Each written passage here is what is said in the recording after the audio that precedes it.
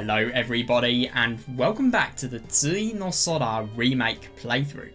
Now today, as you can see here, firstly what I intend to do is I thought that this hymn, the one where Takuji and Yukito are kind of linked together by and the one that we first discovered when Yukito is on the rooftop with Ayana, sees Takuji's shadow and then realizes that he is a very similar person to Takuji, if anything so similar that it's as if they are two birds that have had wings that have been knit together. That's how similar they are. I thought that we'd be able to get a lot of meaning from this, so I wanted to look at everything that's here, and then I wanted to look at the Numinöse endings, or whatever it was. I forgot what the word was, but yeah, I wanted to look at one today and the other tomorrow, and I say that because I mean, look at Tsui no Sora 2 in Tsubahibi. I mean, from endings like that, we know that we can have stuff that completely fuck our heads and completely change our perceptions of the story and just in general perceptions of everything that is going on around it. So I think because of that, I want to take time on these endings. So yeah, we'll do one a day, and hopefully we'll find some really interesting stuff within. So yeah, firstly I just wanted to look at this dialogue and see if we can find any other further meaning. Why not? Because this, I feel like this is a really quite different type of writing to the one I'm used to reading as well, so I think it'll be just beneficial in general from a reading perspective. You know, just read as many types of writing as you possibly can, get as much, I suppose, get knowledge from as many different perspectives as you possibly can.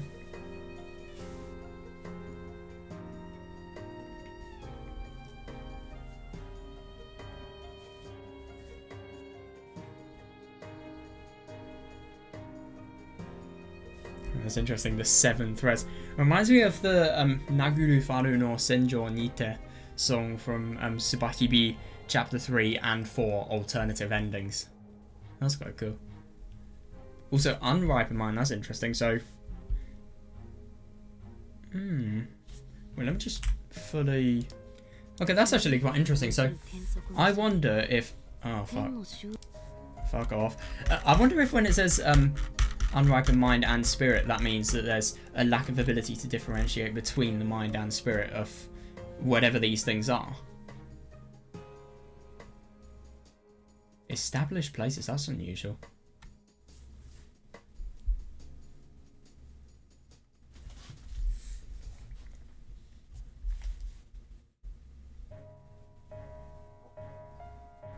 So I really do wonder what the context of something like this is.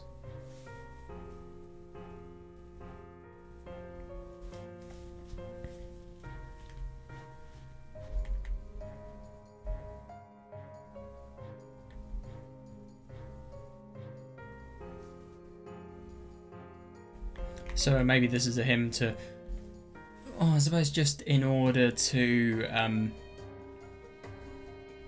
so it's unweakened by length of time. Maybe that means whatever this is eternal.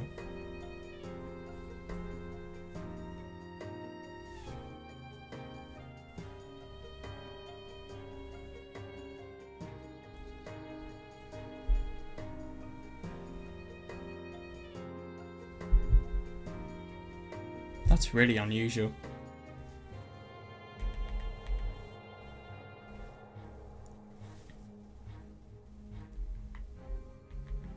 Children of gods as well.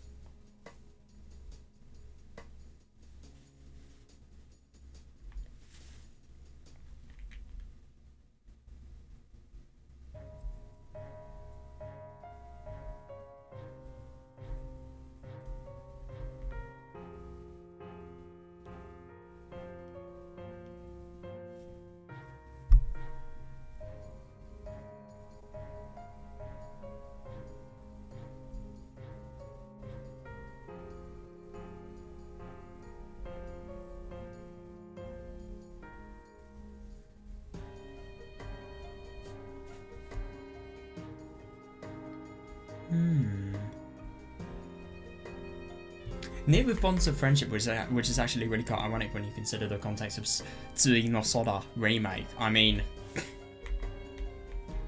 it's actually quite interesting that they find the same refuge. I suppose the sheltering tree is kind of like...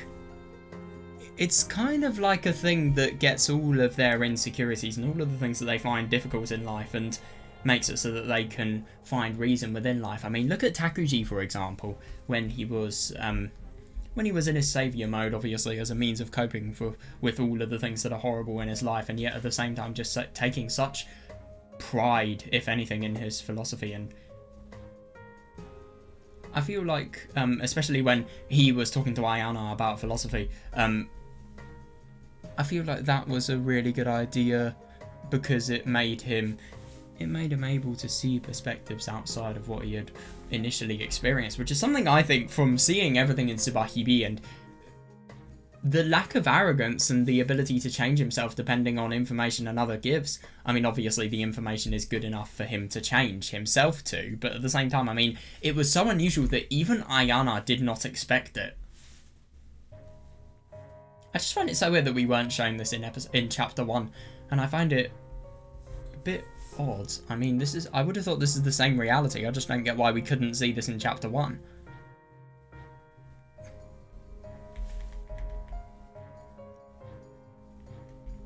Yeah, I like how you can kind of interpret this with double implications, if you ask me, because it could either be Yukito or Takuji that is eating the sweet fig. It just depends on what you assign to eating the sweet fig, really.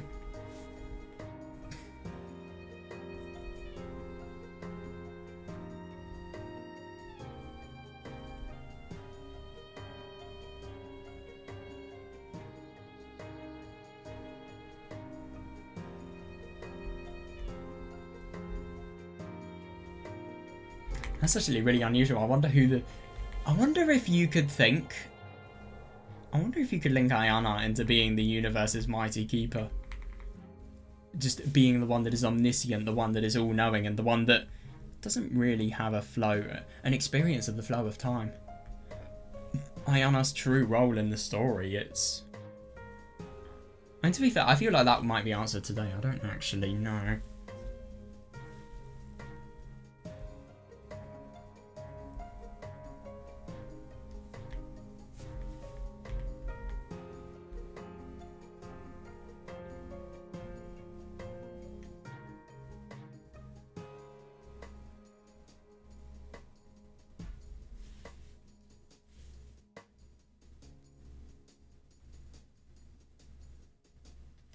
So basically is saying that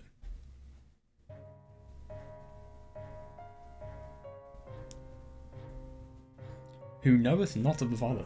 It's a very unusual way of putting it, but I think that's trying to say that if you don't know God, gaining the fig,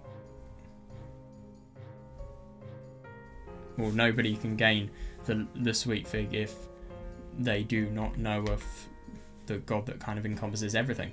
But the only thing is, I mean, Yukito and Takuji, if you directly relate it, they don't know the God, but at the same time, maybe it's the acceptance of the fact that it could possibly be a possibility and contemplating just what, if a God existed, the significance of it would be, maybe? Because let's be honest, I mean, I think the good example with Takuji and Ayana is the thought about the souls and the thought about God encompassing every soul and one soul being responsible for the entirety of the creation of humanity. That's a good example where you have to consider God in order to complete your lines of thinking, really. And I suppose, so maybe it could just be that, well, they obviously don't know God, but they could consider it, and maybe that's why one can delve within the sweet fig.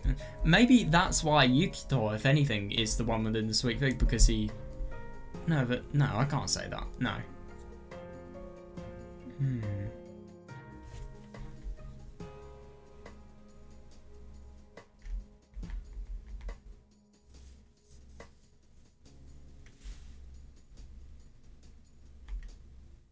That's unusual.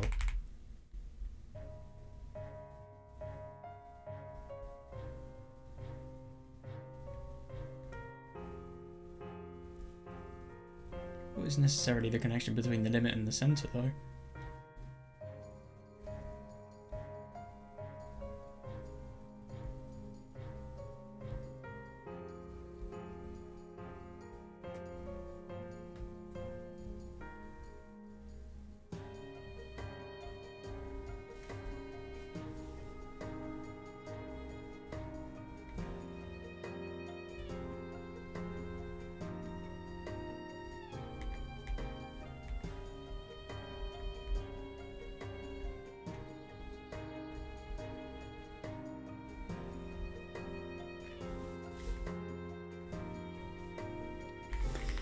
Yeah. Oh, okay. This is interesting how they are putting this in. Ours? I mean, sure, Takuji's sacrificing the rest of his life, but what is Yukito sacrificing?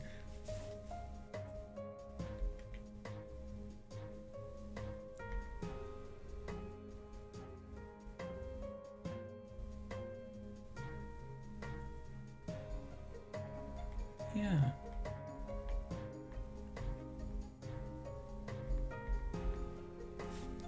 Yeah, it was actually really quite interesting. So I won't deny I didn't really understand any of that, but yeah, I suppose it was. At least we tried. But it's actually really quite unusual how a lot of the themes, especially the extremist limit, they kind of branch into everything that we would have seen in Tsubaki, really.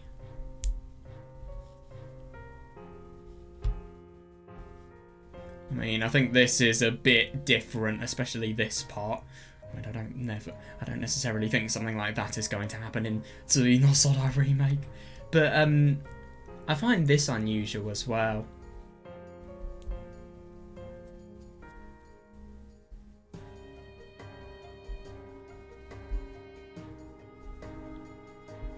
But to be fair, I kind of like that. I mean, I don't necessarily know anything about whatever the seat of order is, but it is funny how you can think of Yukito and Takuji as people who have really descended from the norm of society, if anything, because, I mean, Yukito, for example, he's a person who's isolated, and he's also someone who has done a bad thing to Ozawa, and, I mean, even if it was in self-defense, which I do not think it would not be, I feel like Yukito is definitely a type of person who would not be violent, but, yeah. I suppose Takuji, obviously, with the saviour. But then again, I don't really understand this. I don't understand how that would relate. That was quite unusual.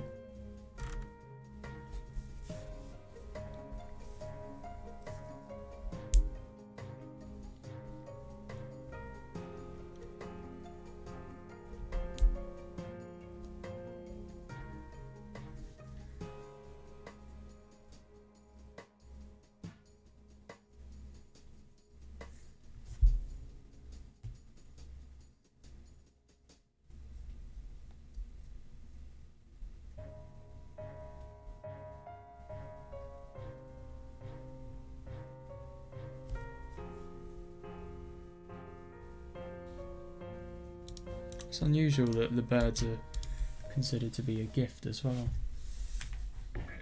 To be fair, I didn't really get as much as I thought I would from that, but I suppose it was interesting to look at it again. Anyway, let's try to do this. If you guys have any further interpretations of that scene, I'd really appreciate them, because or the him, because I didn't really understand much of it. Where is he? He is in white. You know what happened in Tsubaki when we saw white, i.e. chapter 1 end? Hang on. Just got something annoying on my monitor, and then we will begin. There we are. Let's go on that. Anyway. Oh, God. Fucking peripheral vision. Oh God, this is weird. Oh, is this going to be a reference to Tsui no Sora too? Oh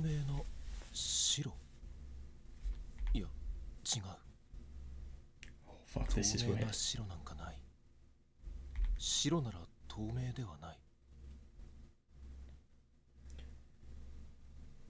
Yeah, reasonable. There's a translucent white. What's half transparent? Why can't you just say translucent though?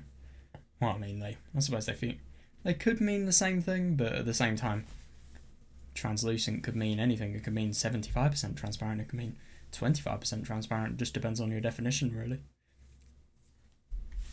But so is this, I suppose. What you consider to be half transparent may not necessarily be what another person considers.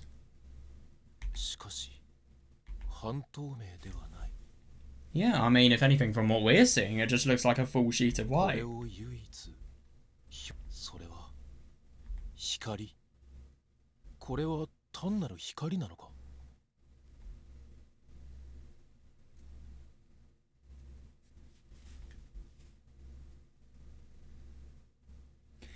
So it feels really kind of contradictory. So he sees white, but at the same time, he can't say it's fully transparent because of the fact that it is a colour that he is seeing. But, well, he can say it's half transparent. But it isn't. So it's just light. I mean, it is objectively just light, sure, but at the same time, it's not something that can easily be described. Oh, shit. That's unusual. I hear lots of, I don't know, sounds like cicadas. We're at school now, what? Yeah, and where even is he as well? That's a good question to ask. Is it after the 20th?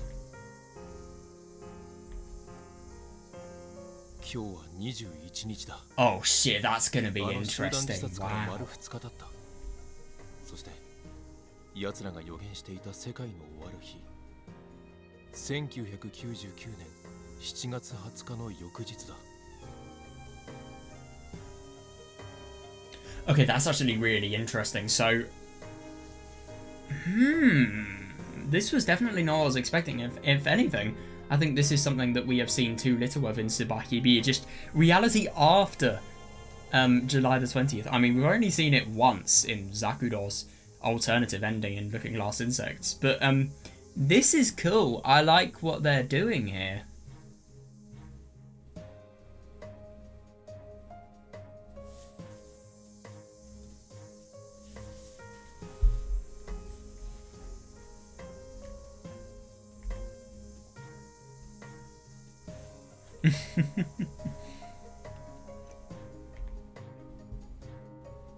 Yeah, reasonable. But then again, I mean, it's interesting. He sees white light and then he comes here. He suddenly remembers that he's here. Why did he pass out? Why did he necessarily feel faint in the first place? Why is he here?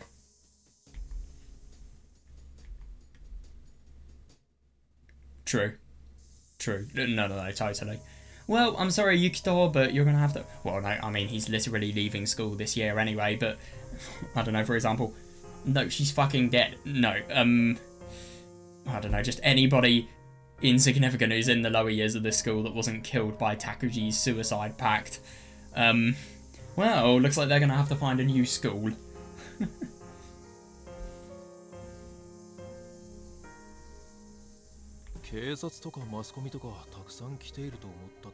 I would have as well. I find that odd.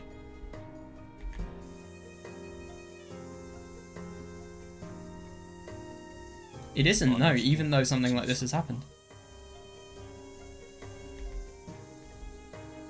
Yeah. Yeah, I mean, look at the CG with Yasuko, for example, and look at the sky. Look at how oddly, unusually, normally it presents itself. Yeah. Yeah, totally, yeah. It's odd.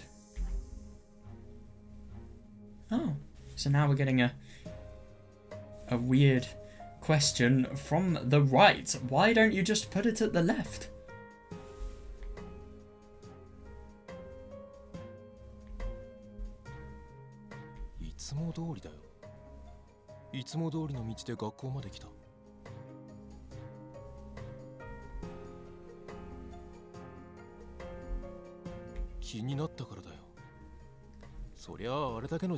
Yeah, I would. But to be fair, he's missing out. Why didn't you go at night time? It would be infinitely more creepy. Well, oh, I don't know, for maybe your safety.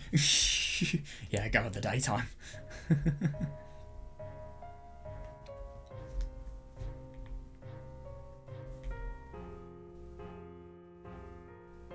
Why is there such a long pause? 当たり前だ。 What? 確かに記憶にある。俺はクーラーの効いた部屋から外を見てて、なんとなく学校が気になったんだ。Is this an indication that results invent causality?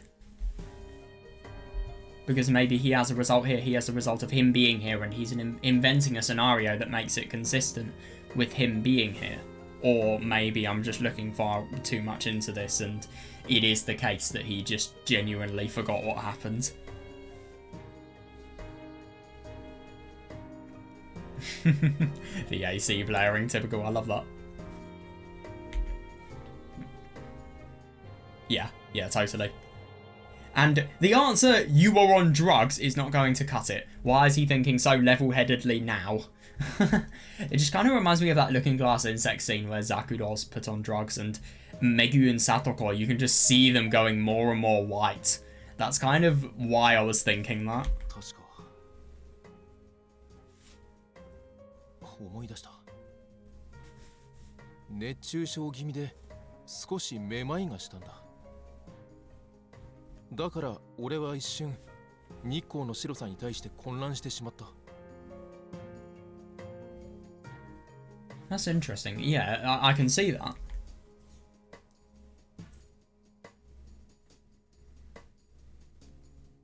Yeah, 確かに記憶が。There is the brain fabricating a reason, potentially. You can never tell whether it's a fabrication or not a fabrication. And that's the weird thing. Oh, shit. Why is everything white again?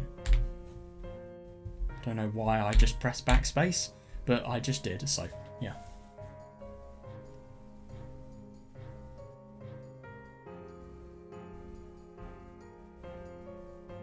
Yeah, that's fair enough. I like that, yeah.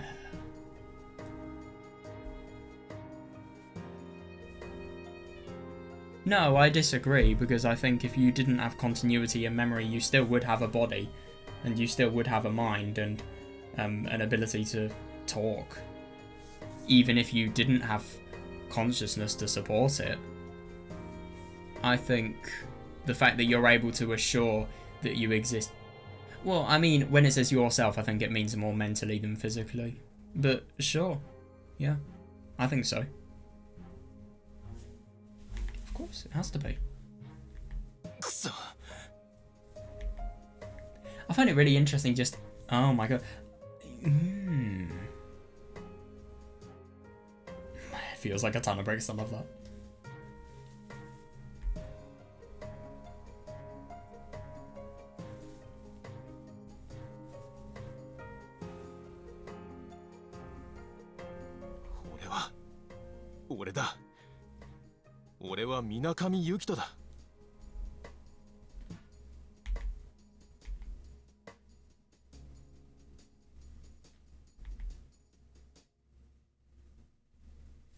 Imagine if you are Otonashi Ayana.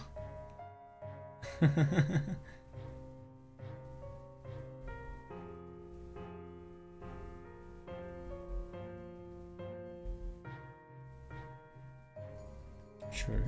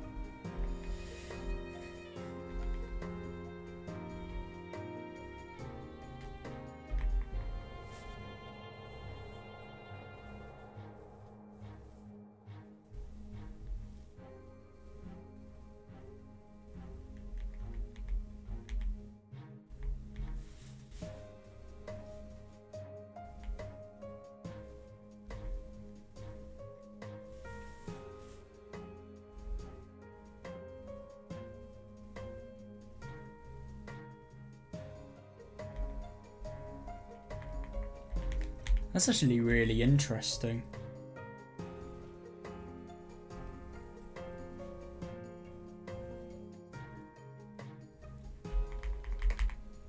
So I suppose the people and the stories are connected by their memory.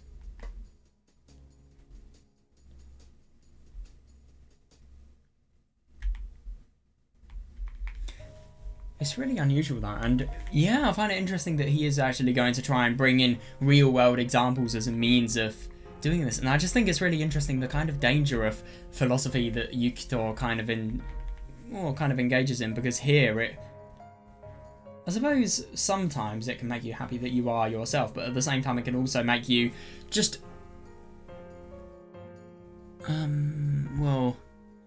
just unknown to the fact that you are yourself, and just somebody who can really see the impossibility and just the absurdity of the fact that you can maintain your memory and yourself throughout such a long period of time.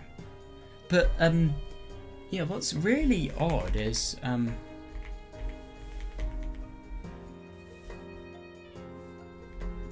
but it's interesting that the stories people tell are influenced by memory, and if the memory changes, the story changes. So I suppose how a person is perceived, and I suppose also how a person is, entirely changes. And I just find that really interesting, that we are not a result of everything we do in our lives. We are a result of our experiences and our memories and everything. But it is interesting when you think about that, because memories do, all of them influence somebody's personality.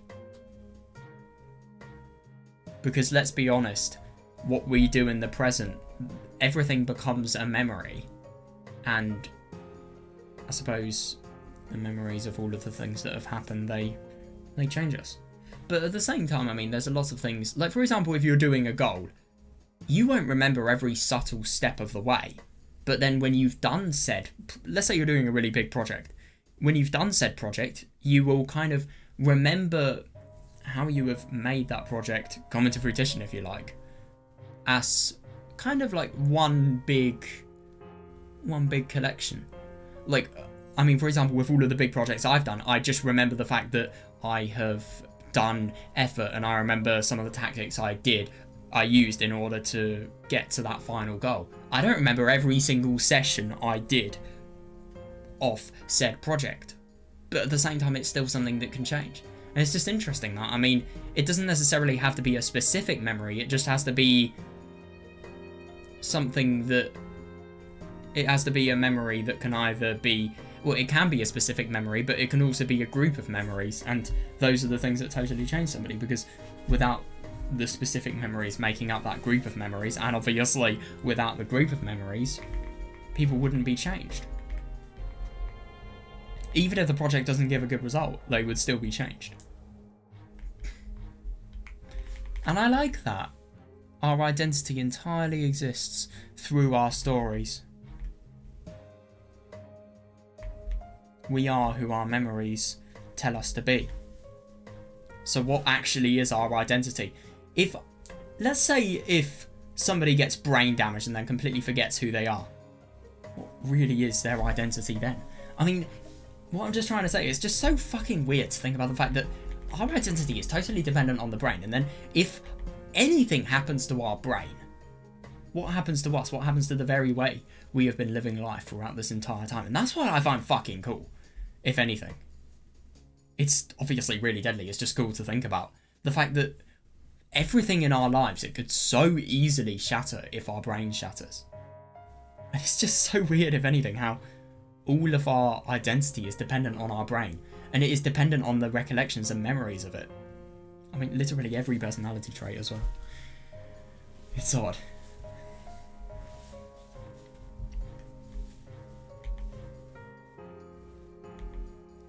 I feel hot as well, Yukito, don't worry. I mean, I'm not in your pain, I'm not in global warming Japan, but at the same time, I mean, well, I mean, to be fair, it was 1999. Global warming wasn't nearly as bad as then, as it was.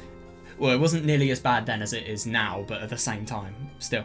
I swear, there's been like 40-degree record temperatures that have been broken in Japan.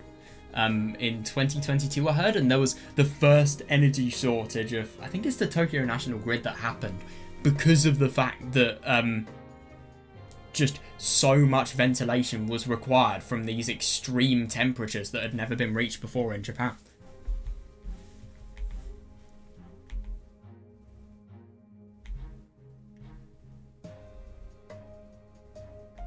夏の日差しが強すぎるからな。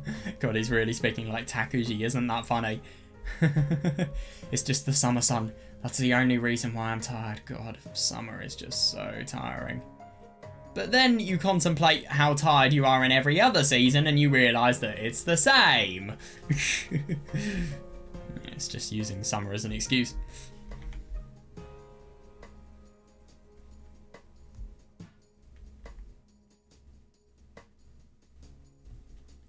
That's weird. I don't understand this thing about the senses being messed up. Oh fuck, bet you it's Ayana. Oh fuck, sorry, I interrupted you.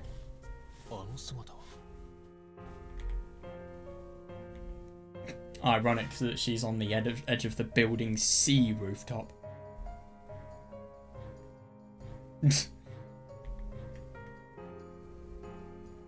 So you're literally going to risk getting a criminal record just because you feel you have to see someone.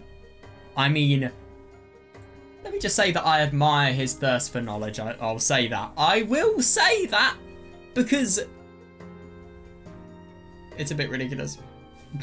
It's a bit ridiculous entirely. Otonashi Ayana-san. Hi, Ayana.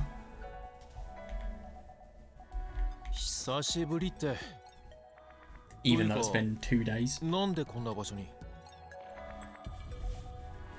なんでってどういうこと？ここで2日前に集団自殺があった。Yeah. 本来なら入れるものじゃない。でも私はここにいる。それよりも Rule breaker. I love her sneaky expression there. 空が青い。 Rather than red. 青いよ。あの空、ユキト君にはどう見える？綺麗だ。 Yeah, fair enough. It looks very ominous, but it does look... I can imagine that being beautiful, especially in a really, really high altitude on a really sunny day as well. With lots of clouds in the sky, probably a very bright blue as well. I find it interesting that everything around Yukito is brighter.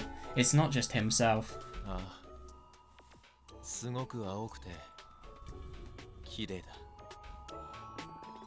どの空より綺麗なの？どの空より青いの？どの空よりも？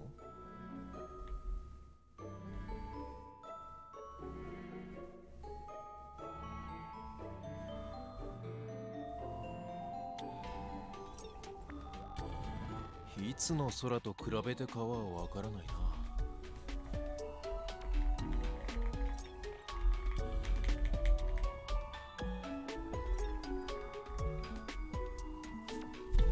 な。ああ、すごく青くて綺麗だ。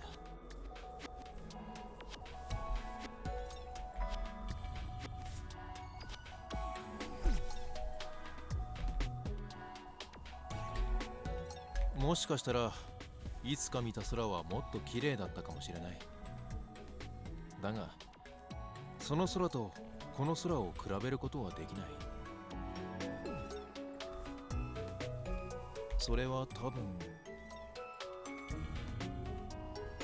いつかの感動と今の感動がどちらが上だったかなんて測れないようなものだ。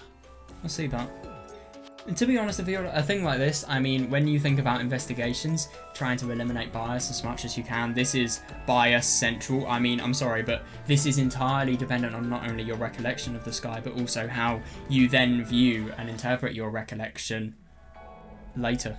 Let's say, for example, you see a sky that you think is really beautiful, and then you see, I don't know, let's go extreme examples. You see someone die, and which type of sky is there? The sky that you saw that you thought was really beautiful. So then afterwards you're going to think that that sky is absolutely ugly, disgusting. You're not going to want to associate it with it whatsoever. Even though in the moment you thought it was very beautiful, long term you're not. I mean, as people change, their opinion changes. So comparing opinions from one type of person, i.e. the person before, to the type of person now, I don't really think that's something that you can fairly do. Is it actually something you can make a fair judgment? And I'm just talking about subjectivity. I'm not really talking about objectivity.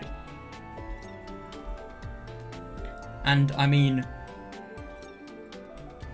unless you can quantify emotions somehow, maybe you could. I mean, okay, I think the only way of actually objectively measuring something like this is getting a survey.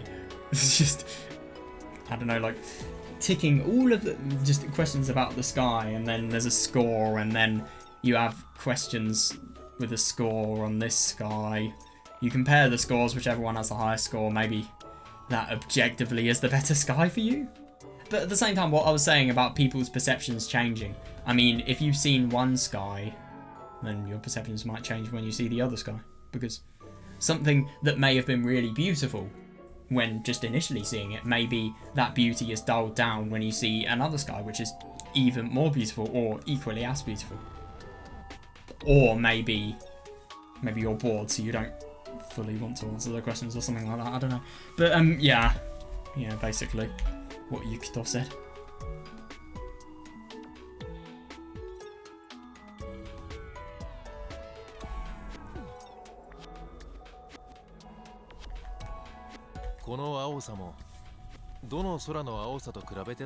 Yeah, reasonable.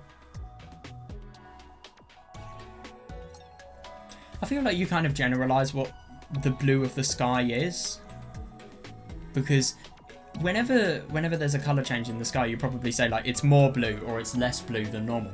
Let's say, for example, the sky was one day in the daytime really, really dark blue. You would be able to say it's way less blue. No, sorry, it's way more blue and way darker of a blue than normal. But obviously normal is just based on what you usually see. Oh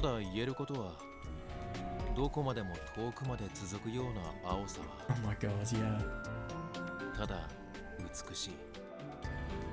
Reasonable, and it's a total appreciation of the world he's around.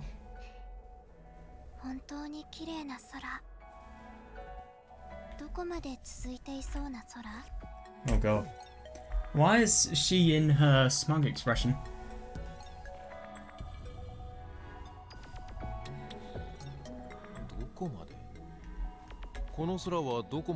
Let me guess, we're going to the limit of the world. That's where this is leading.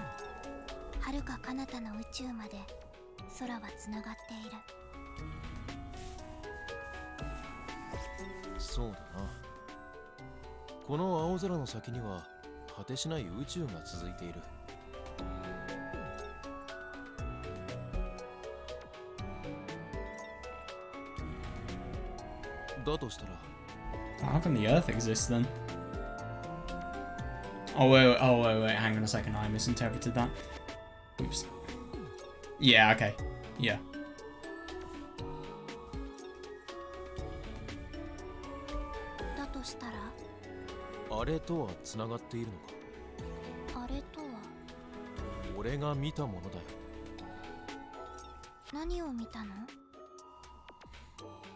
She's really enjoying this.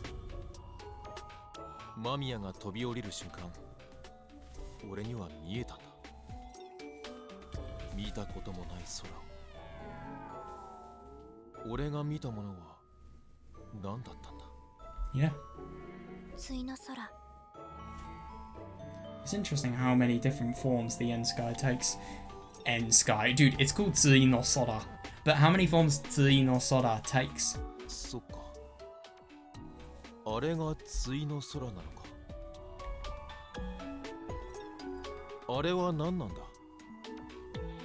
no Sora.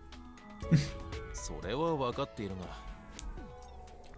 だったらマミヤが予言した通りにあの空はやってきたわけだな。Define a word without using the words in. Define a keyword without using the words in said keyword. Tsui no Sora. Define that. Otonashi ayana. Tsui no Sora. The Tsui no Sora is the Tsui no Sora. Imagine putting that in some shitty academic write-up or something. Or especially one that explains scientific concepts to... Oh my god, that would be a funny idea. Whenever you get a scientific article that is released to the public and they really, really dull down the scientific details so that the general public can understand it, I mean, it really reminds me of that in that sense, because it's just... You could bring just really complicated concepts to the general public. If you know what it is, yeah, sure. If you don't, fuck you, basically. That's kind of what I'm thinking. Yeah, you just say the definitions like that.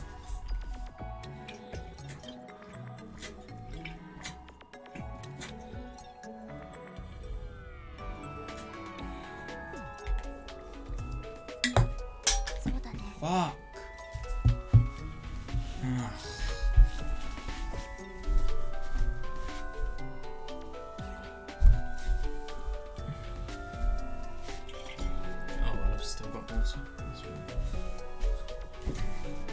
だとしても世界は終わらなかったんだな。Yeah. So what is Ayana gonna say to this? なぜそう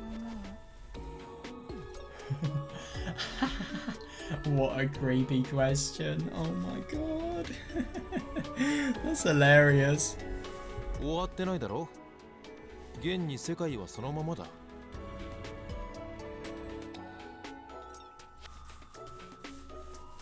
もしかしたら世界は終わっているのかもよ。 I like that. なら今いる世界はどこなんだよ。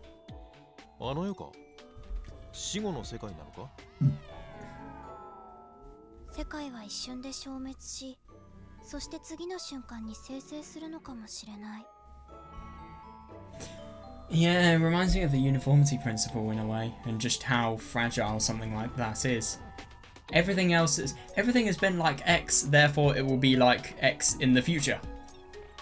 But no, it won't be.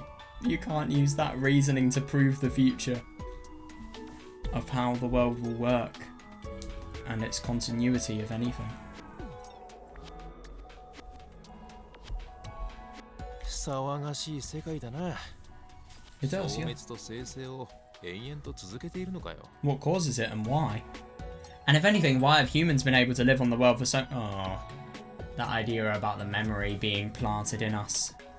Reality could be created just depending on our subconscious, and our memory could have been planted in us from a few seconds ago. That kind of reminds me of that argument. It kind of reminds me of something like this. Because I suppose maybe that could... Well, I don't know, maybe that could justify why we feel as if we have so much context in a world that exists and then doesn't. But that's a bit of a ridiculous thing to think, because I mean... I'm sorry, but people remember living their lives. How could that happen? だから気をつけた方がいい。その一歩を踏み出すのを。 Because you imagine if a world went into a state of non-existence and then it goes into existence and then people's memories are all totally fabricated and they exist within a matter of seconds. And you can never go back to the past, so you can't actually prove what would happen. I wonder what would genuinely go on if something like that happened. Could you imagine the world if it was like that, and how fucking creepy it would be? 次の瞬間の世界はまだないかもしれない。あるさ。ないかもしれない。さっきがあったんだ。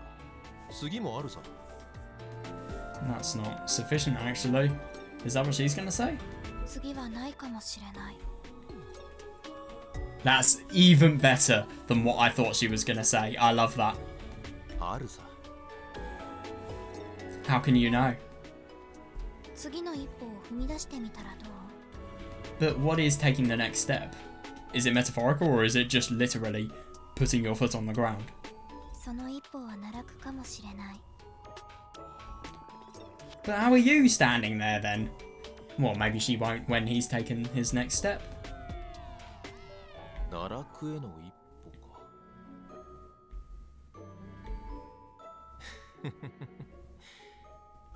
ほら、次の瞬間も世界はあったぞ。よかったね、世界があって。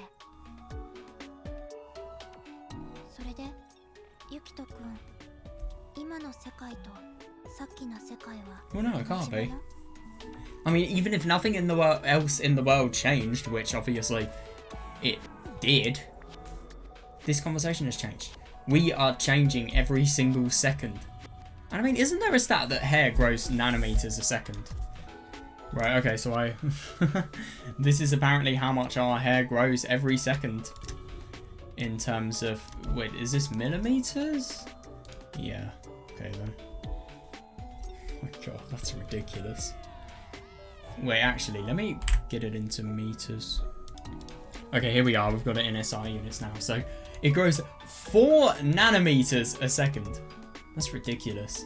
But anyway, what I'm trying to say is our hair grows every second. So that means our body changes. And obviously, there are a lot of other examples. That's just the example that first came to my head. I mean, there are so many things that change. I mean, look at all around the world. I bet you just from within this sentence, there's some random kid that's been born or something like that.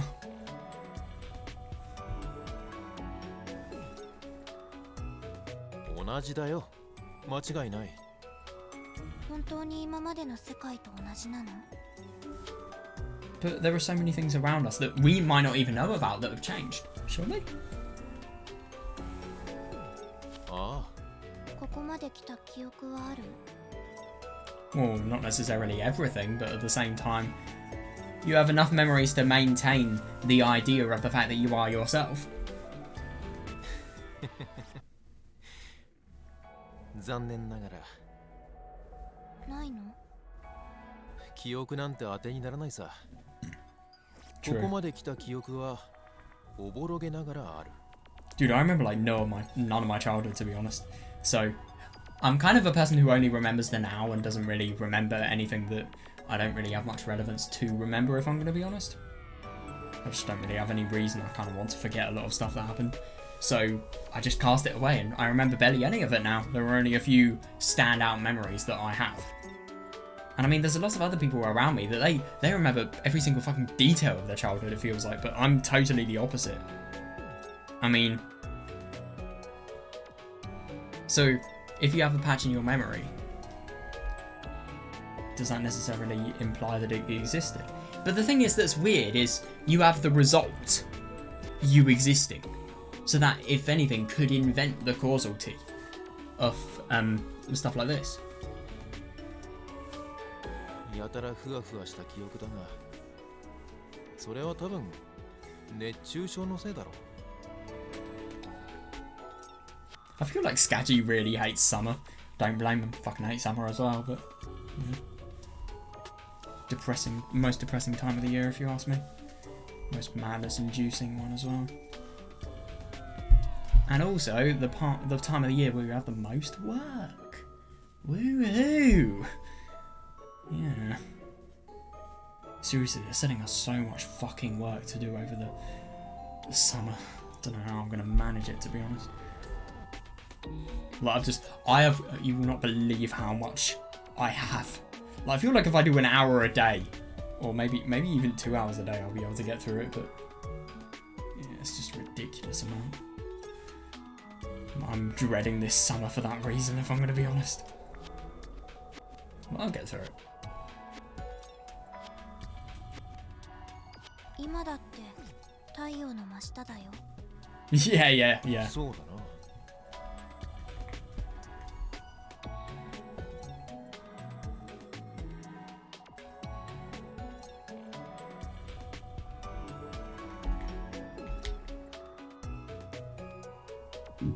But to be fair, I mean, if you think on a planetary scale as well, I mean, if you think of the world as a planetary system, I mean, look at the best example is the atmosphere. That's changing every second. So you could think that the physical properties that make up the world are always changing, and let's be honest, CO2 is always being added to the atmosphere as we speak, and I mean, some of it's being sequestered into means like, I don't know, oceans or photosynthesis or stuff like that, but at the same time, a damn ton of it is being inputted through industrial processes, mainly, and a lot of other things too. I suppose there's more decomposition as well. But yeah, you've got a lot of processes going on that are changing the atmosphere as we speak. I mean, the world is never the same. Even every second the world changes. It's just such a cool thing to think about, because let's be honest, everything here that is going on, even this session, every single unit of time, the world is changing. Because what's happening here is the more we read this, the more our memories are changing. And our memories are changing. Even though everything around us seems the same, our memories are changing. 吐き気はないの？ああ、残念ながらと言うべきか、良かったと言うべきか。先ほどまでの吐き気が嘘のようだ。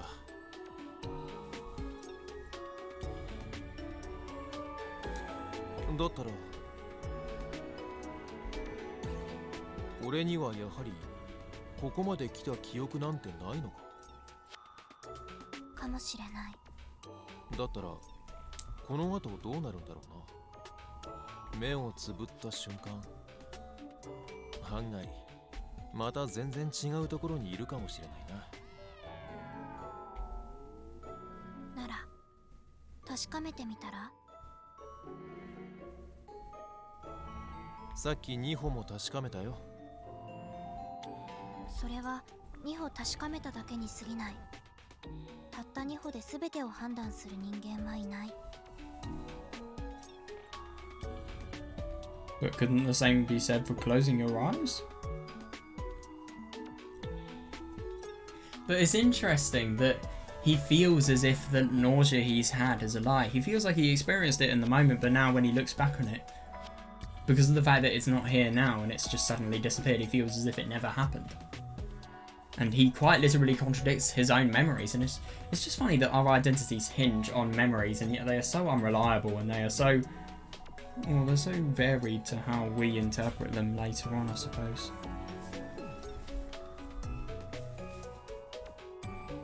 今度こそ世界がすでに終わっていることを実感できるかもしれない。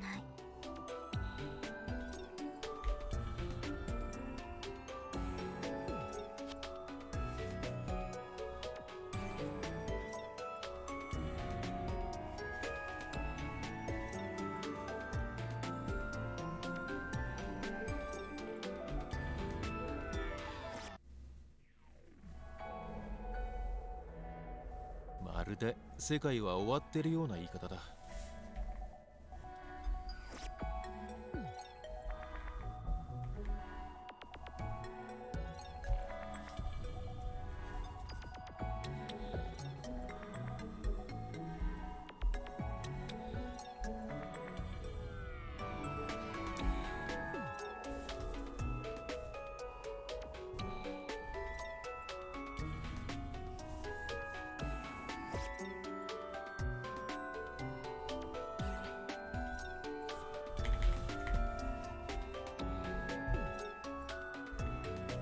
別にただ確かめてみたら？この世界の姿を。この世界の姿。もしかしたら英語に続くかもしれない。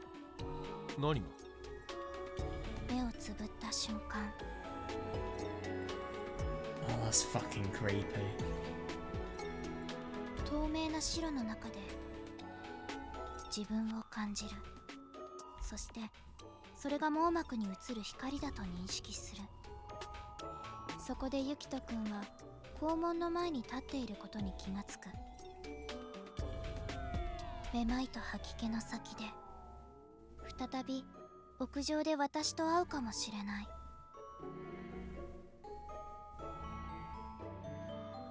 This is the definition of an infinite while loop. Or for loop, but you get what I mean.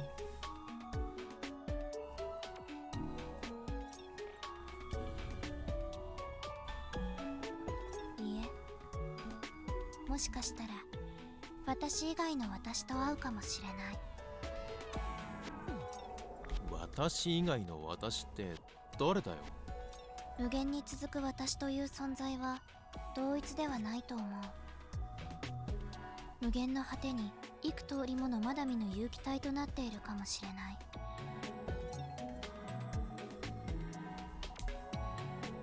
なんでそんな果てしない時間が経っているんだよ。今は果てしなき時間の先ではないの？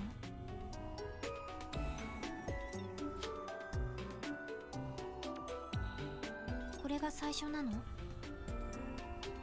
れが最初の夏休みの1日目なの？そうだろう。今日は1999年7月21日だ。それは最初の1999年7月21日なの？最初の？私とユキト君はこの屋上で会った。でも目をつぶる。するとまた透明な白の中にいることに気がつく。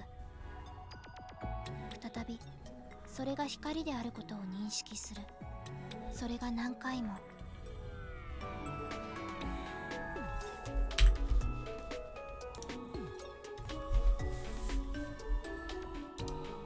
それが何十回。Oh, それが何百回。 oh, you are. This is really creepy. And ironically, you probably wouldn't have memory of this time that you've experienced whatsoever.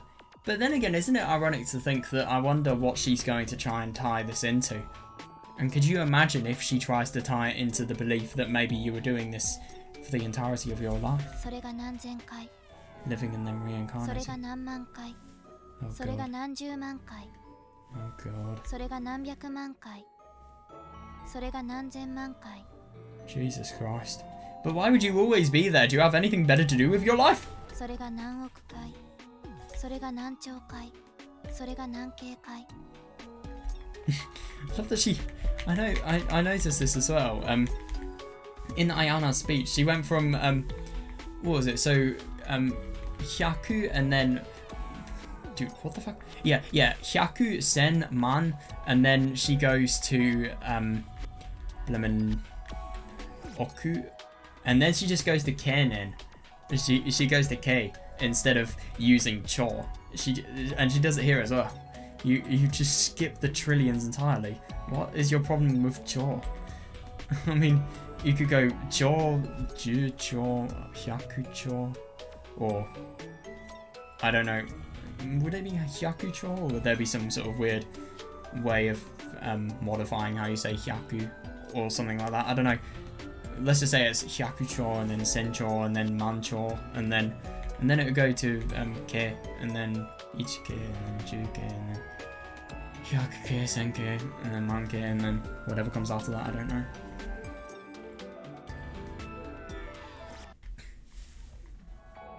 It's really weird, she always does that. I mean, you count in order and then you just suddenly skip such a big gap. それが何回回。 Oh, now that's a consistent theme. Okay, never mind then. わかったよ。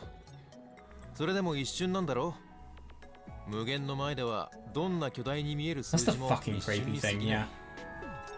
I wonder how many times this would. Let's actually do a rough calculation. So, I would assume that this conversation. Let's just estimate that this conversation is 20 minutes. So we've got 1,200 times. Let's just do 1 quintillion. Yeah, that's a lot of time. That's a lot of average human lifetimes.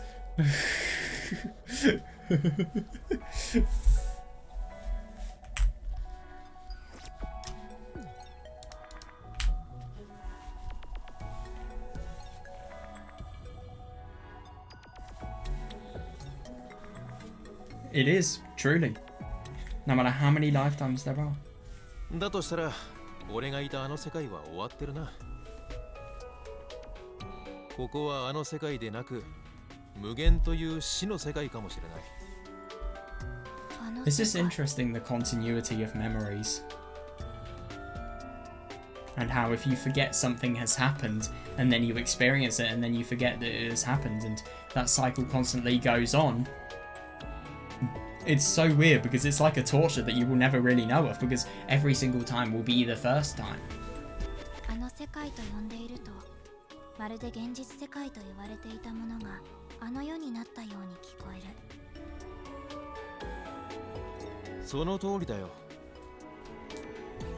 もし俺が今までいた現実世界なるものが終わっていたら、あの世界、つまり現実世界と言っていたものはあの世になる。Yeah, that makes sense. そして無限という死の世界がこの世となる。だってさ、それは絶対に死が存在しない世界だ。死が存在しない世界があるとしたら、それは生きているとは言わない。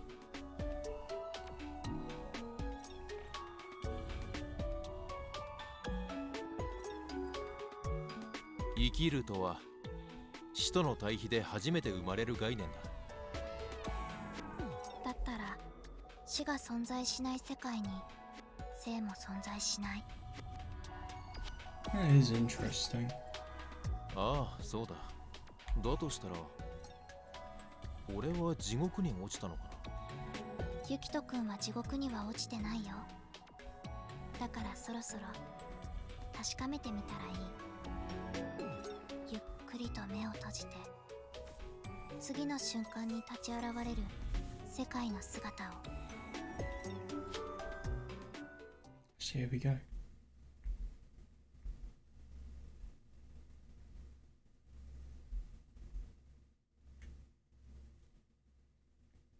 But that's... what? No. That could just be him imagining from what Ayana has said. How do you know that's actually happened? Seriously.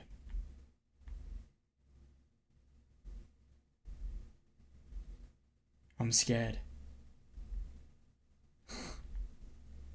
Oh my.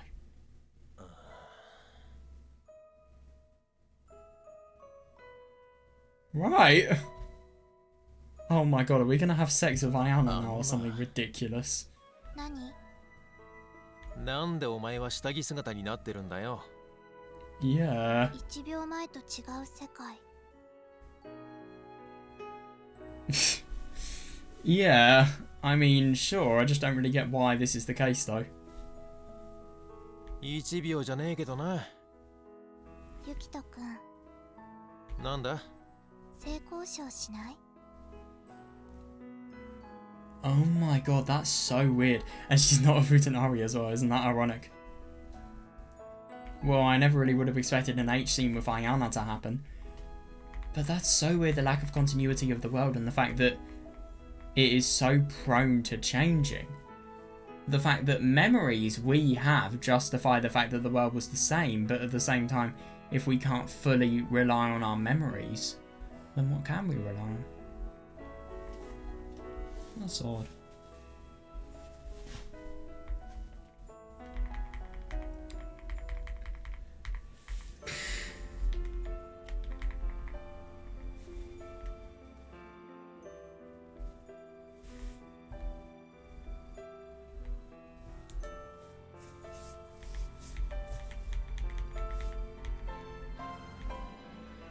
Unusual wasp as well, I like it.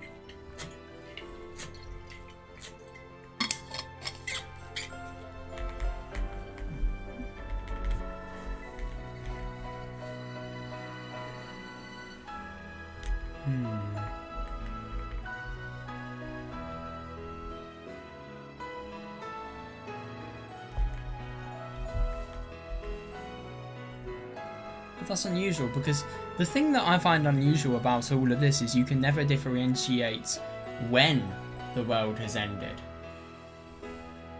Keep in mind that Yukito is experiencing this through a rational perspective. Could you imagine somebody very deluded? Could you imagine Mamiya Takuji from Tsubahibi experiencing this and what it would be like?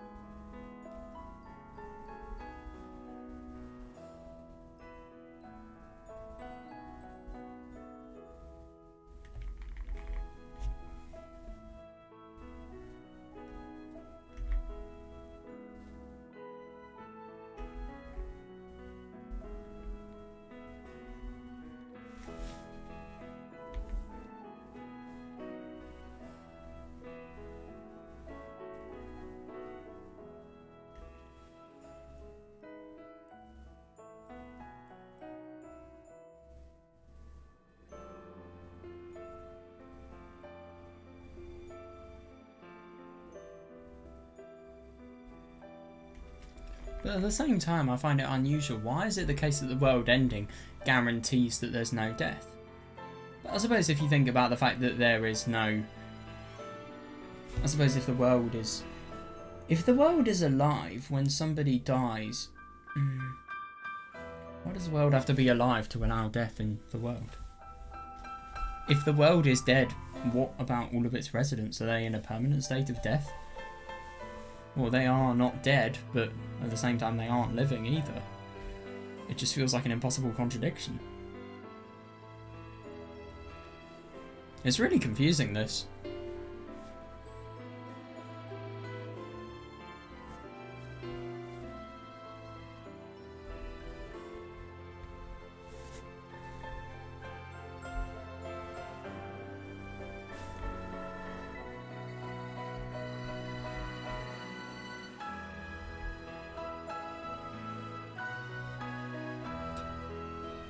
But it's unusual that the world has ended, so death does not exist.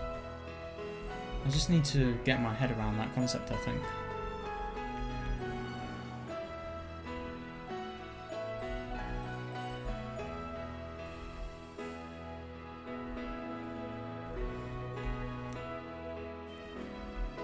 Yeah, because... Oh, yeah, I missed that detail.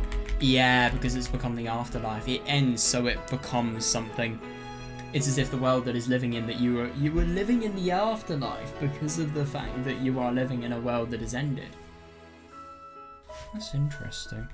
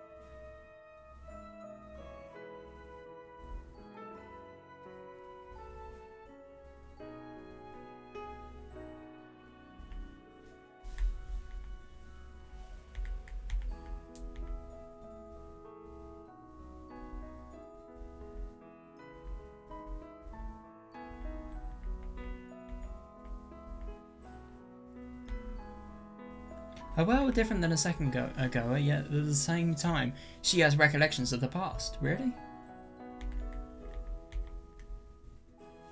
相変わらずだな。めちゃくちゃだ。Yeah, fair enough. I mean, it's a bit odd, just a bit. You close your eyes and then this person suddenly wants to have sex with you and is looking at you affectionately. I see those little pink lines below her eyes. そうかも。 What the fuck? Ayana laughing? そうかも。 It's the weirdest laugh I've ever heard, but okay. まあ、いいや。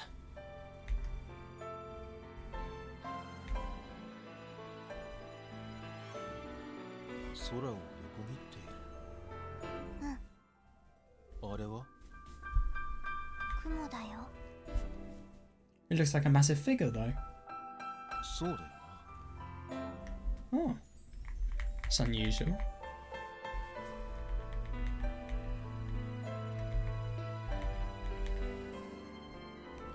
What the fuck is this? Oh my god, it looks like some sort of really odd monster. That's really unusual. If anything, it kind of looks like some sort of... I mean, I'm sorry, but if you look at this, I would not attribute it to anything else other than Cthulhu. It just really reminds me of something similar to that. That's really odd.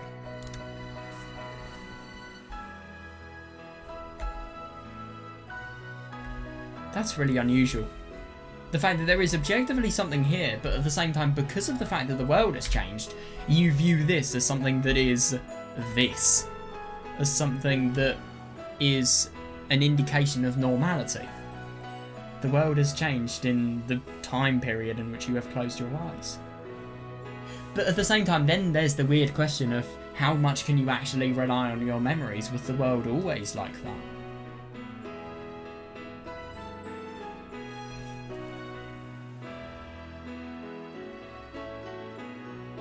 But at the same time, I don't really think that makes sense because you experience things as a linear progression. So we have seen Yukito experience all of this. It can't be the case that he has experienced something different to what we have seen, surely?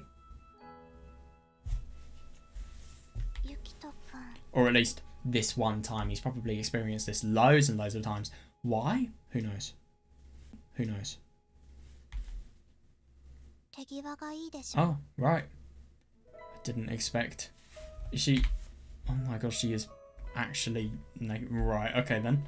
That's just a little bit weird. I mean, I get that the world has changed. I get that you... Dude, this person is literally having sex with somebody to prove a philosophical point. I mean... I've seen weird things in visual novels. What's the weirdest thing I've seen? The truth behind Kagami's scene in Which Dreamed It. That's the weirdest thing I've seen in a visual novel, I think. The most funny and yet deranged and sick thing. Yeah, this is a bit weirder, though. That's what I'm trying to say. It's concerning. そんなこと、いちいち言わなくていいよ。Oh my god, they're actually doing it. What the fuck? Right, time to mute audio, I think.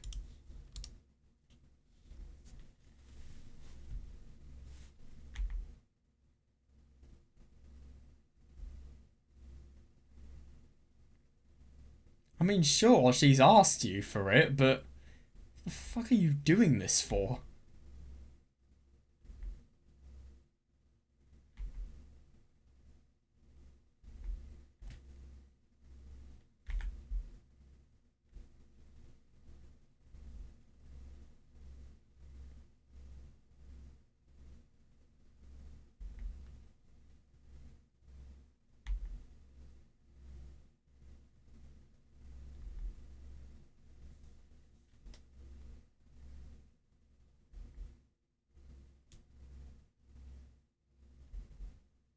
Oh god, CG time. Oh yeah, funny. I'll just play the song. I don't really know what the instrument is. Is it electric guitar? I hope you can hear that.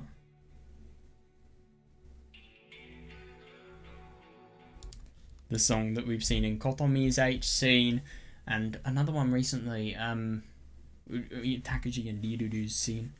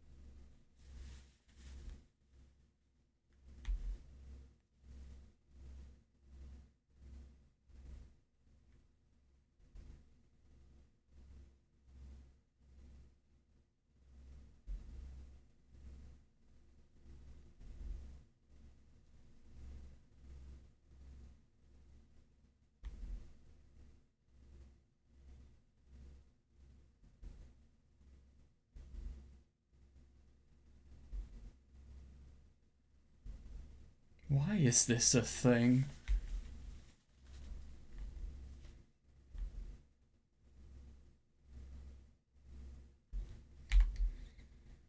Right.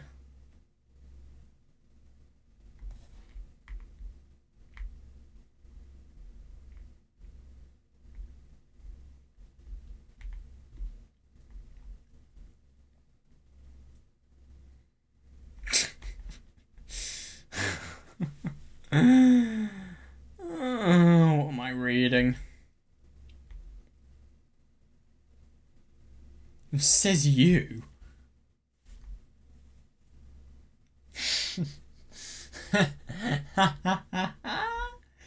Oh my god, I love that. When Ayana says, must be pretty embarrassed being exposed like this, even though she is the one who is entirely, well, let's just say, without clothes at the present moment.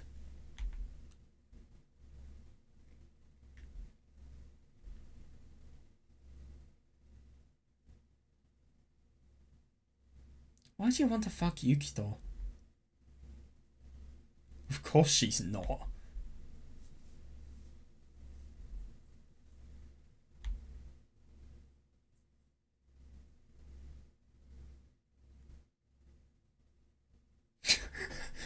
What the fuck are these moans? I've never heard a visual novel character moan so weirdly. You sound like you're more curious rather than in pain. That's so weird. Oh. Oh, right. Never mind.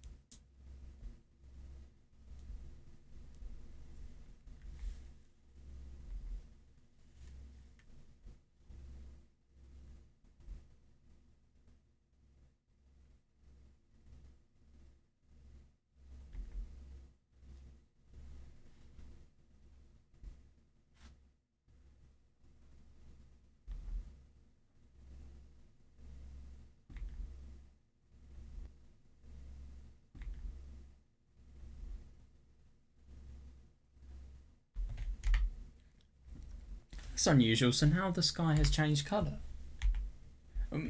Well, not only has it changed colour, sorry, but also the form has changed. The clouds have changed.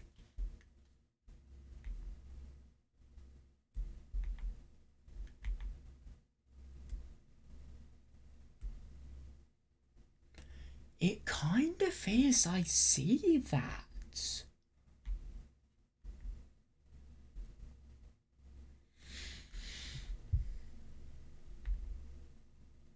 I see that.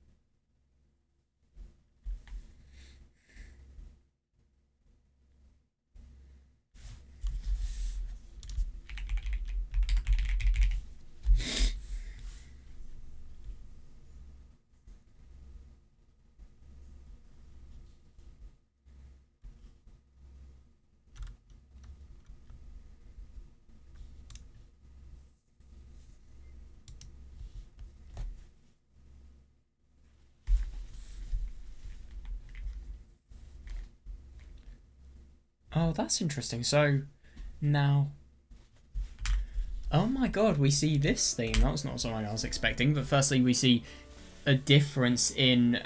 So, by the way, firstly, I'll experience this all, and then we'll go back to the dialogue. But we see the CG that we see the menu for all of the chapters appear in. It's unusual, so I really do wonder how this is going to relate. Hang on just a second.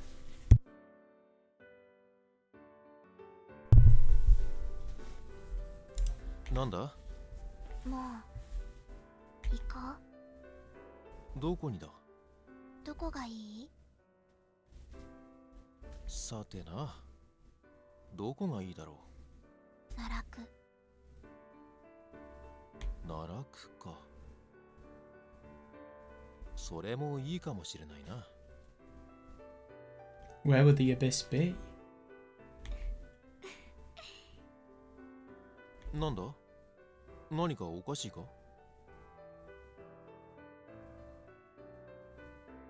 だってここがすでに。すでに? 奈落。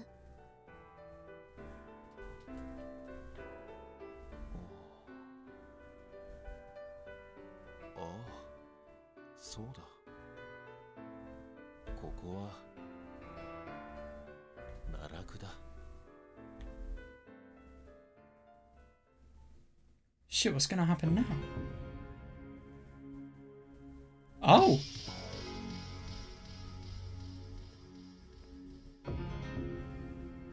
Is there a credit sequence or something? This is a very unusual loop. Oh my god, so there is a indication of change in the sky. Oh, I saw the Cthulhu-like sky. Sorry, the Cthulhu-like cloud. It's fading in and out. Oh my god, this is a cool remix. I'm excited to see where this goes of Up Down City.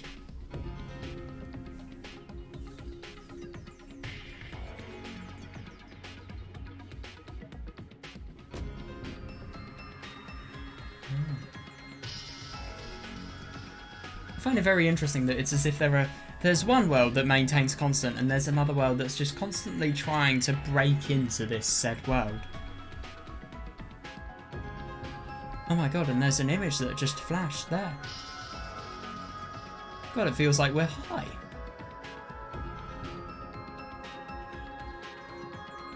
God, I like the very unsettling atmosphere it's going to. And look at this! It's as if that world that was trying to get into the other world, it's completely merged into it, and as if the other world that was being experienced has completely vanished.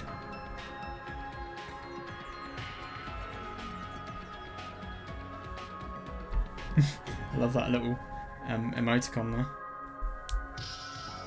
This is a really quite unsettling remix. I just hate this credit sequence because you just never know what's going to come on next. I can't help but feeling really on the edge at the moment.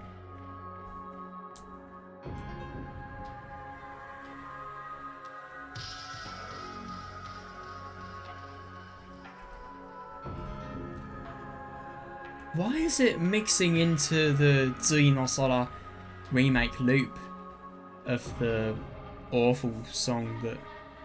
All of the songs are merging together. This is such a mess. Why? Why is everything collapsing in on itself?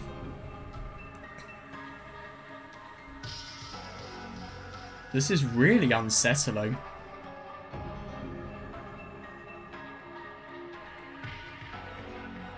God. So I wonder what's going to happen now.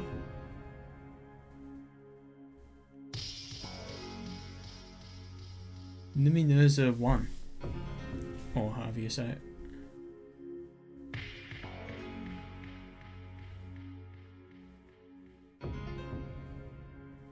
End. Unusual. So what is the second one going to be? Is it going to be like another interpretation of the same events, or what? How weird. Oh my god, it's not fully faded away. What's that? That was just a line on my monitor, never mind. Probably just a line of dust or something. I didn't think it had fully faded away. Okay, that was very unusual. I want to unpack the end of that ending because I found it very ambiguous. I just think it's really ironic with the credits theme. You have all of the themes that are really dark and they just kind of feel like they're merging together, if anything. And it just feels like, ironically, I wonder if it's trying to tell us something. I mean, I know I'm just probably trying to create meaning out of nothing here, but at the same time it feels like we're meant to believe that the world is continuous. It's a linear progression of events. But then, kind of like a song, if you ask me, it's kind of, a song is always meant to be something that progresses in its told format, but what it's doing is it's taking songs that we recognise and then it's completely changing what is in said music, and it's making it so that the song becomes more and more unknown the more we listen to it. And I really do wonder if that's kind of like the world here, because it does become more unknown and it becomes more unlike what we thought it could potentially be, just a normal progression of events. Because before this chapter I was confident in the fact that there was nothing ridiculous going on with reality, and I thought the fact that the world was just a linear progression of events from July the 12th to July the 20th, or at least everything we've seen to July the 20th. But here it kind of is proof that that's total nonsense, that belief. And I suppose it's kind of like it kind of reminds me to an extent of that. But yeah, it's really unusual. Why did they try to make the credit theme so unsettling? And it's just ironic. I mean, out of every character that goes with Yukito, why would Ayana want to go with him? I mean, let's be honest, Yukito is somebody who is understanding of someone like Ayana, and it was interesting in that sex scene because she was saying basically just hide pain from... As a result of pleasure, you hide pain, and that's what she was trying to do with Yukito. She was trying to hide her pain, and there was indications of her being lonely, indications of her just in general. I think a person like Ayana, she definitely suffers the pain of an infinite lifestyle. And lifestyle? Sorry, I meant life in general. Infinity. And obviously, like she was saying, the speech where she tries to totally tell Takuji the dangers of living in infinity. You don't want to die, but at the same time you don't want to live forever. This is what happens if you do live forever. It feels like something that it could logically be formed easily if you were very clever and you knew philosophy very well, but at the same time it just feels like such a passionate speech, and it feels like something that is said with such confidence. It just really feels like she's possibly talking from experience. I've never really thought about that though. Maybe it could just be conceptual, but at the same time you really do wonder at some points. And it's just interesting with Ayana because she's been one of the characters that we see, and if you ask me, we don't accept the fact that she feels much. She is always the most direct and stone cold and emotionless character there, if anything. And the only emotions she feels are ones that you would attribute to the word evil, i.e. ones that are rude, mocking, obviously cynical, I suppose. You never really get the impression that she is in pain until this final scene, and it's interesting to see little alternate perspective of her. So yeah, I just want to see if I can get this world cracked. I don't know if I can or not. Right, so let's see if we can do this.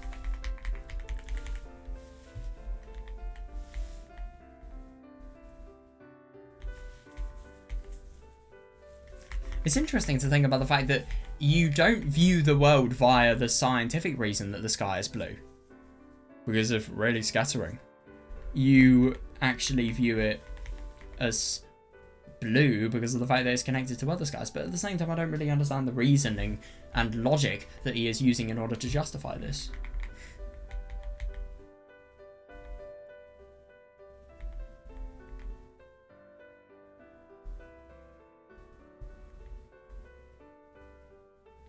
I like it, yeah, because I suppose, let's be honest, whenever the end sky is viewed, whenever Tsui no Sora is viewed, it's as if it is the marking of the end of the real world and the beginning of the reality that is the afterlife. And ironically, with Takuji, for example, it's kind of like a delusion, because if you objectively think that the Tsui no Sora... No, let's use this disciples as an example, because they get scared because they're sheep and they're led by Takuji's shit, and then they feel as if what they are seeing is something genuine. So what happens is they feel as if they are actually seeing the Tsui no Sora, because it's a delusion, and then it takes form in their heads and it manifests. And because these people are so drunk on fear, they can actually see something, which is a fucking ridiculous concept, but that's why this visual novel is so cool. It's just fucking ridiculous, all of it. And that's what I kind of love about the Tsubahime and Tsui no Sora Remake philosophy. All of it, it just falls into the category of fucking ridiculous and reasoning with things that are so odd that it's surprising that you can actually reason with them in the first place.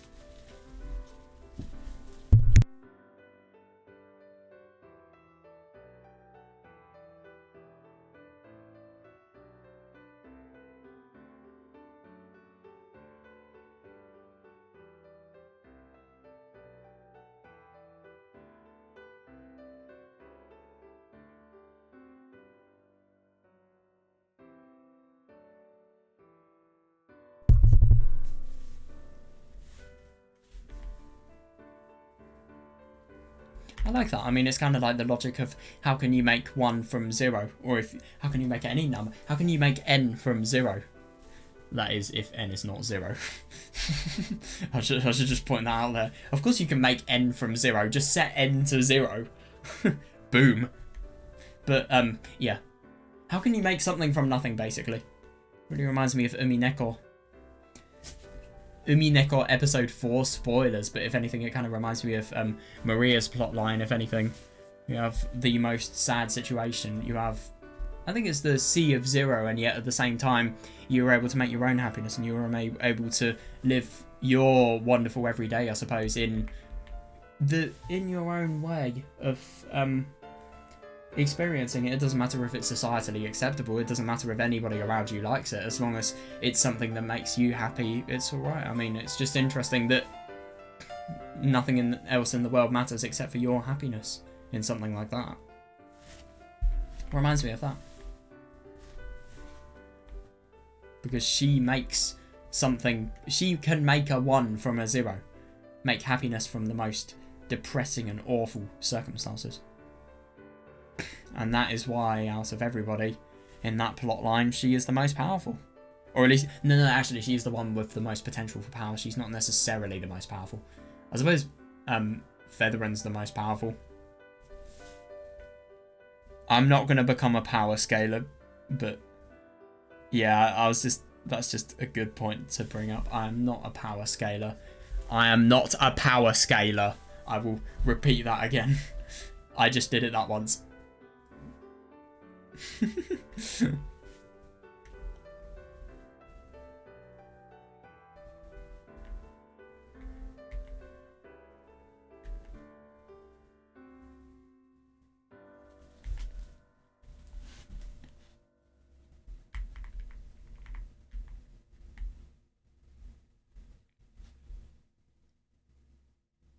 It's like reason overlapping with absurdity.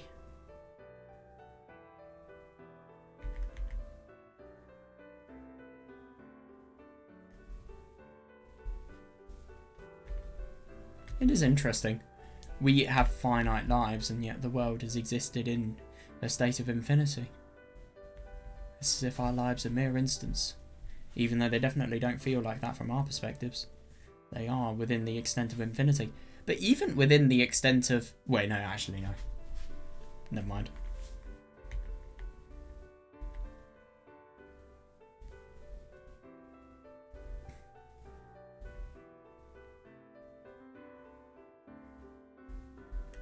That's interesting.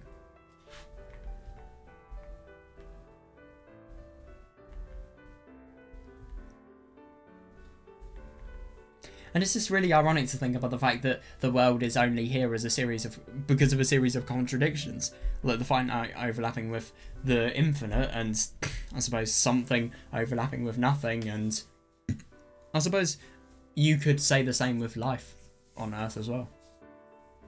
And that's the only reason something like this can exist. But how does that relate to any of this? I suppose...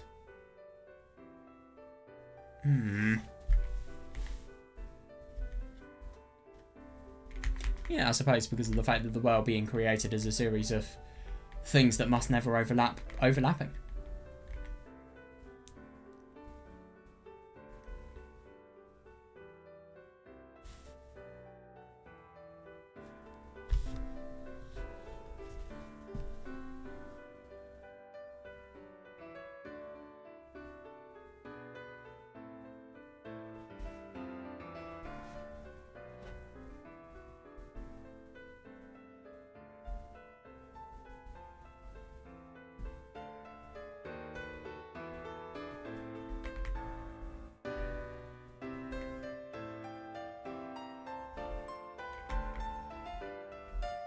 That's interesting. When you just think of how odd the formation of the world is, and then you think that the fact that we can actually have continuous lives is nothing short of a coincidence.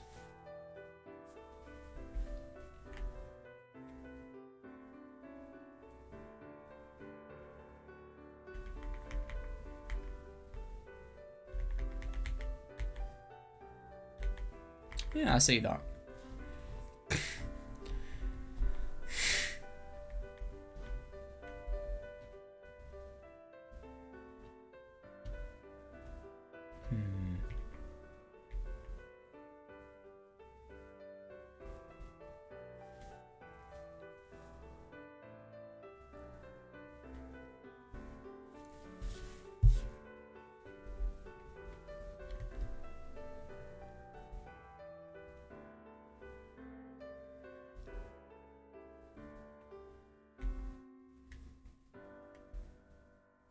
I can see that when you link it to this world, and it's so unusual because it's as if it's not in the real world. The real world has ended. They are in the afterlife.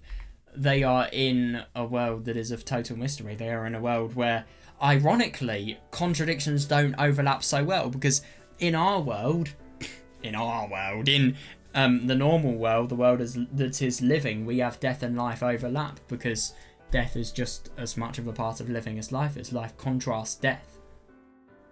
No, so they're contrasts, they're not death. They're not overlapping.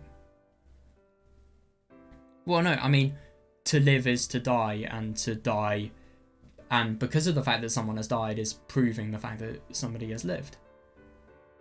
Like, if somebody has died, it's impossible to reason that they have never lived. But, like, even if it's a fucking second. But, yeah, so I suppose you could say that they overlap.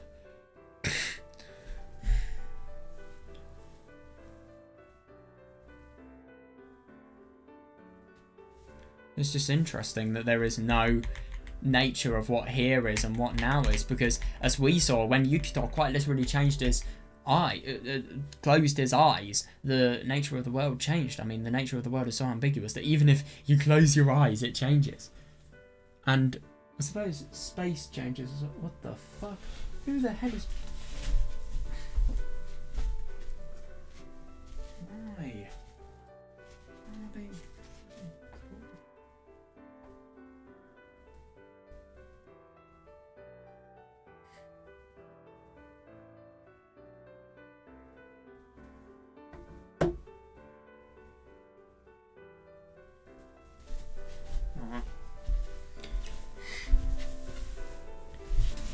Anyway, sorry. Yeah, but anyway, it's interesting that here has no spatial position though, because, I mean, as Yukito closed his eyes, the world totally changed. Does that mean that there is no spatial position, or does it mean that the spatial position they're in is totally changing and is very fragile? And if anything, ironically, the reason it exists is due to a series of coincidences within infinity. I suppose said circumstances to cause those coincidences change. But why does that happen in the afterlife and not in the real world? And why does the world fall to shambles once it has ended? I just think it's ironic that the more you contemplate this, the more... The fuck?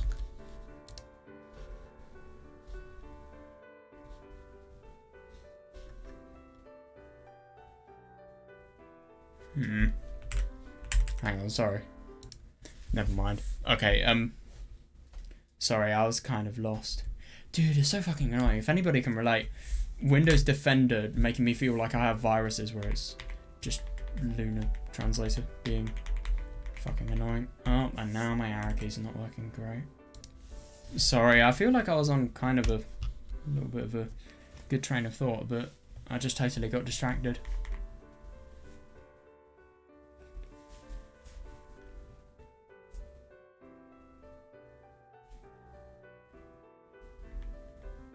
It's unusual. It really is.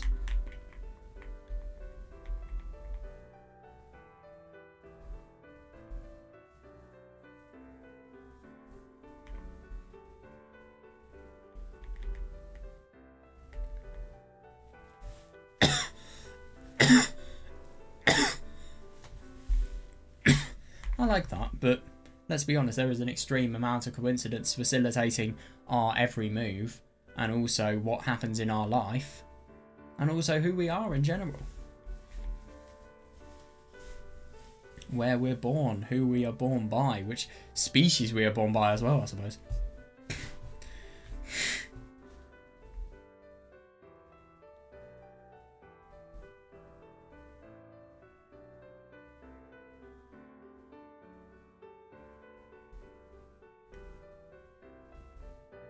I forgot what axiom meant.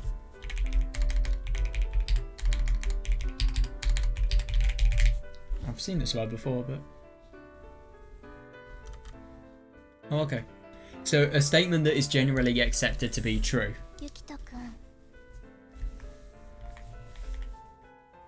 So, what is... Oh, I like that, yeah.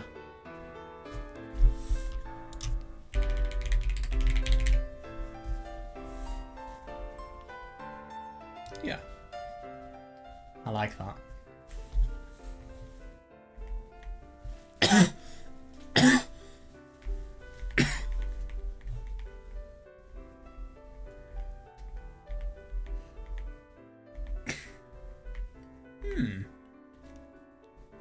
It's very unusual, this, and so I suppose the key things that are being shown from this ending are, so we have a world that Yukito experiences, and we realise the lack of reliability on what memory shows us. Oh shit, hang on a second.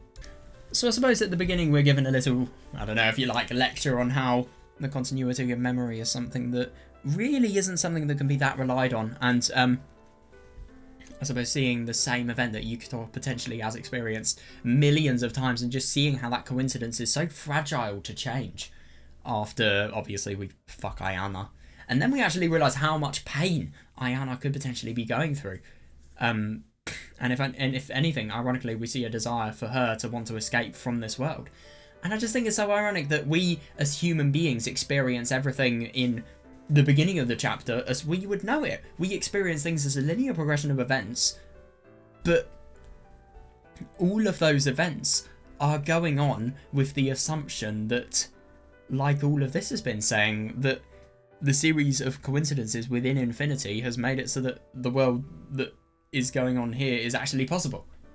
But now we are seeing what would happen if that series of coincidences isn't possible, and I suppose, if anything, we are seeing things from a perspective that human beings will never be able to see. And I just find it really interesting that it's as if we finish the story of what human beings experience, so we then see what subhuman beings experience, and people that, let's be honest, have transcended humanity. Isn't it ironic that Ayana was not a Futanari here? Anyway. But I kind of have a point. Yeah, so I suppose then I just find it really interesting that a lot of philosophy, if anything, it's just appreciating, like what Yukito is saying, the ridiculously, phenomenally low chance that the coincidence of infinity has made it so that we exist as we are at this point in time. And yeah, it's just, I really like that a lot of the philosophy mentioned in here, it's a way of viewing how amazing the world truly is and how ambiguous it is, but at the same time how interesting it is.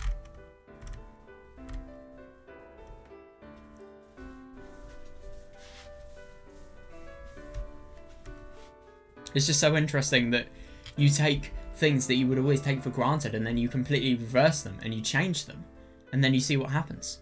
The world changes within the blink of an eye because the world is not really something we know. It's just ironic to think about the fact that human beings feel as if they know life because they experience as many years as they can of it. But at the same time, it's just funny that we really don't. I mean, we know life as we experience it, but it's just ironic that things like these, they seem absolutely ridiculous, but could that ever happen or not? It's just a question that I suppose you can't ever reason whether it would happen or not until you had knowledge of what reality truly was, which we don't. But at the same time, it's just fun. It's just food for thought, really. It's just fun to think about what would happen if something like that genuinely existed.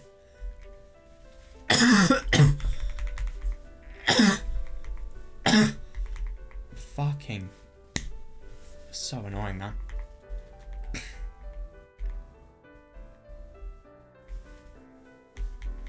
I just love this. I really do. And I like that.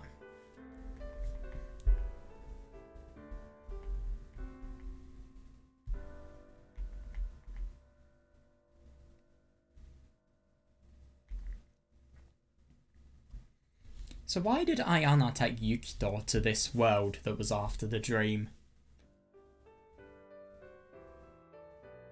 Why is it like a July Infinity like experienced in Tsubahibi Chapter 1?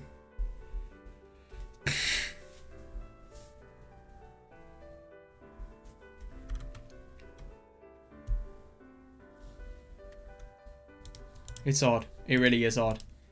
And it's interesting, when we see the chapter menu, if anything, we see a picture of Ayana experiencing this... Wait, hang on. Let me just check. Is it exactly the same CG? Oh, wait. Okay, yeah, it's exactly the same CG. So it's interesting that it's as if this is kind of like the center of all of the fragments. All of the fragments are split up into revealing one great big picture. I do wonder... I don't want to dive into this idea too much until I know what happens in this ending. But what's unusual when we go into this ending... I'm sorry, I've already done this, but... Look at this. It's exactly the same.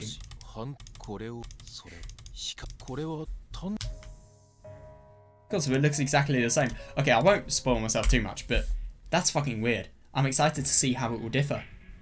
Yeah, so we're going to experience that tomorrow, and I hope you guys enjoyed this. So, yeah, see you then. It's going to be really quite cool to finally see the end of this visual novel.